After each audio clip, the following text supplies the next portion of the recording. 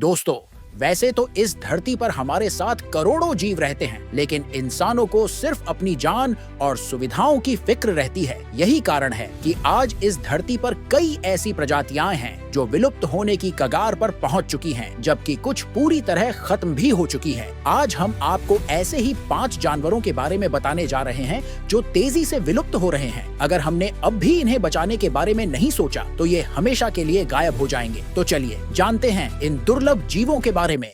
Number 5, pink dolphin.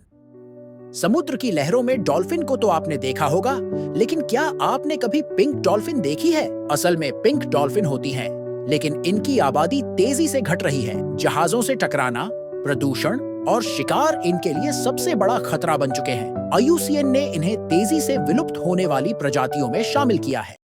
Number 4, Amur leopard. दुनिया के सबसे खूबसूरत चीते में गिना जाने वाला यह लेपर्ड अपनी खूबसूरती की वजह से ही शिकारियों का निशाना बन गया है। रूस और चीन में पाया जाने वाला यह जीव अब बहुत कम रह गया है और IUCN की रेड लिस्ट में शामिल है। Number 3, black rhino. अफ्रीका में पाया जाने वाला ब्लैक राइनो दुनिया के सबसे भारी और ताकतवर जीवों में से एक है। इसके सींग के लिए बड़े पैमाने पर शिकार किया जाता है। 20वीं सदी में लाखों की संख्या में पाए जाने वाले ये गैंडे अब बहुत ही कम रह गए हैं। Number 2, saiga antelope.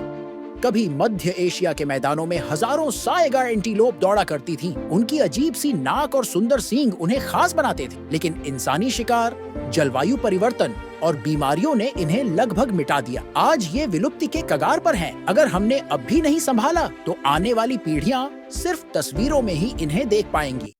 Number 1, red panda.